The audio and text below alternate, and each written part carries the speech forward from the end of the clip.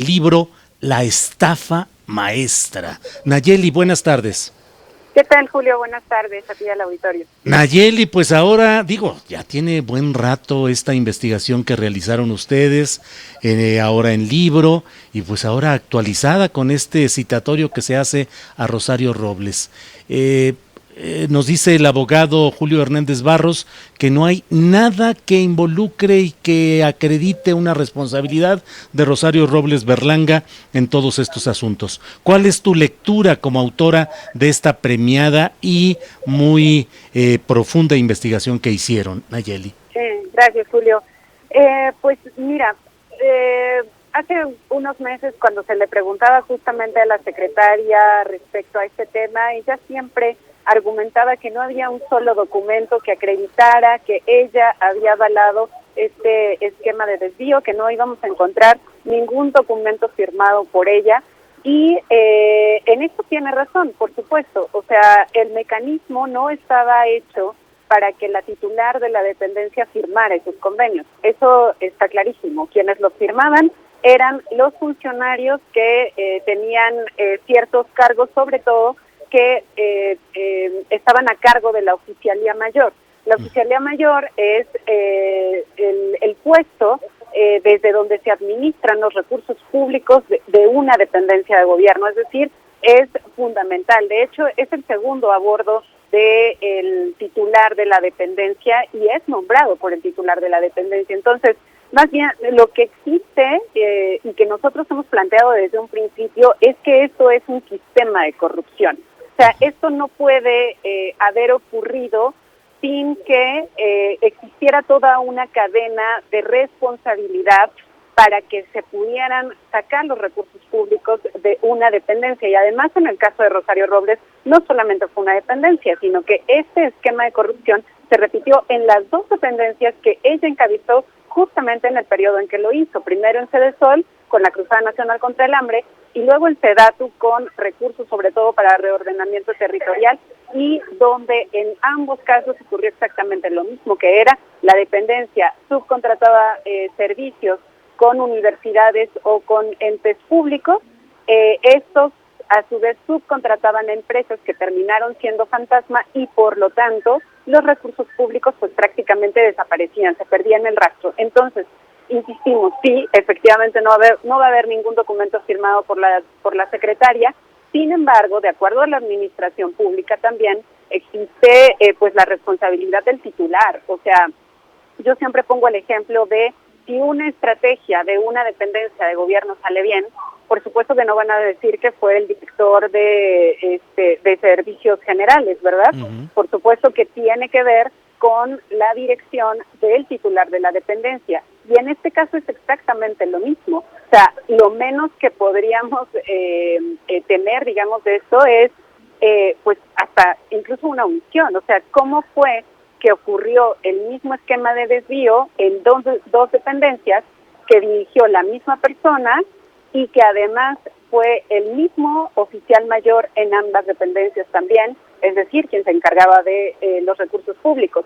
Lo que se puede hacer ya ahora que el caso está pues siendo investigado penalmente es encontrar justamente los elementos que puedan confirmar o descartar pues la comisión de algún delito, pero bueno, esos finalmente ya son mecanismos obviamente mucho más exhaustivos, como incluso la revisión de cuentas bancarias, ¿no? Uh-huh. Que nosotros como periodistas pues no tendríamos acceso.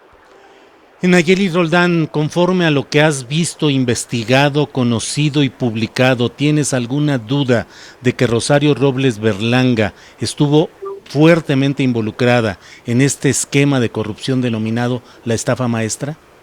Bueno, no me atrevería a señalar su responsabilidad como tal, Julio, más bien lo que nosotros sí pudimos documentar, y eso a 2 años de la investigación nadie ha podido refutar una coma de toda esa investigación periodística, es que el dinero, o sea, las certezas que tenemos es el dinero de esa dependencia en específico, Sedesol, entre 2014 y 2015, terminó en empresas fantasmas.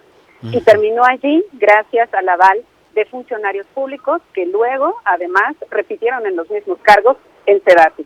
Entonces, por lo menos, lo que sí queda claro es existe evidencia de un presunto esquema de desvío de recursos públicos y exactamente ese mismo equipo se fue a otra dependencia donde volvió a ocurrir exactamente lo mismo.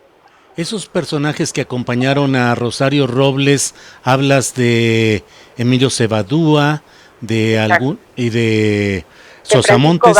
Uh-huh. Sosamontes también estuvo en ambas dependencias. Sosamontes firmó convenios en Sedatu nada más, pero sí estuvo en ambas dependencias. Emilio Cebadúa fue el oficial mayor en ambas dependencias.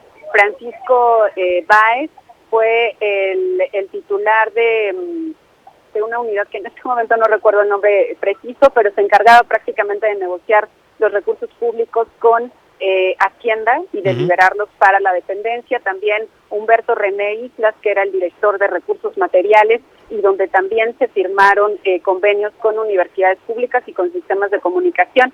Él sí firmó convenios en Cedesol y luego en Sedatu, y también, o sea, de hecho en Animal Político documentamos, justo hicimos una nota de seguimiento donde pudimos seguir la pista, digamos, de los cargos que tuvieron estos funcionarios en ambas dependencias, y en total son 12 funcionarios que fueron con Rosario Robles en ambas dependencias y que tuvieron algún tipo de participación en este esquema para otorgar recursos públicos a las dependencias, y ocurría exactamente lo mismo, los servicios no se cumplían.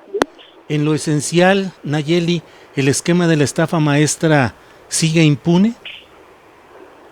En lo esencial, sí, porque finalmente, aunque esta investigación, Julio, la publicamos, ya va a cumplir 2 años, la publicamos en septiembre de 2017. También hay que recordar que los insumos de nuestra investigación periodística fueron los hallazgos de la Auditoría Superior de la Federación, y ellos habían señalado desde 2 años antes este esquema de desvío, pero ellos se enfocaban sobre todo en las universidades.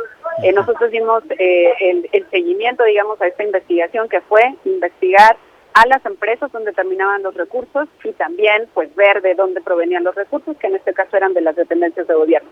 Entonces, con estos años, o sea, estos 4 años en los que la auditoría ha estado detrás del tema y luego periodísticamente nos sumamos, pues no había pasado nada, o hasta el momento en realidad tampoco ha pasado nada. O sea, los funcionarios que han enfrentado algún proceso penal, pues en realidad han sido de medio nivel administrativo, pero nunca había llegado a algún titular de la dependencia. Y también, Julio, hay que insistir en que, claro, el foco está en Rosario Robles, pero no fue la única. La estafa maestra develó un sistema de corrupción donde estuvieron involucrados 11 dependencias de gobierno, incluyendo Banobra, que en ese momento estuvo encabezada por Alfredo del Mazo, que ahora es gobernador del Estado de México, por el mismo Emilio Lozoya en Pemex, también por la Secretaría de Comunicaciones y Transportes, como Gerardo Ruiz Esparza. Entonces, lo que me parece también parte de la impunidad es que no se está llamando a rendir cuentas al resto de funcionarios implicados. Esto no fue solamente una dependencia, no fue solo Rosario Robles, sino todo un mecanismo en la Administración Pública Federal que permitió el desvío de recursos públicos. Justamente por eso hoy se lo preguntábamos al presidente Andrés Manuel López Obrador en la conferencia de prensa, en que si su gobierno efectivamente va a continuar investigando y denunciando al resto de participantes en este sistema de corrupción, y no solamente con Rosario Robles, donde sí había demandas desde el año pasado. Bien, Nayeli, pues agradezco mucho estos comentarios, el análisis, la información. Nayeli Roldán, coautora del libro La estafa maestra. Nayeli, muchas gracias. Muchas gracias, Julio.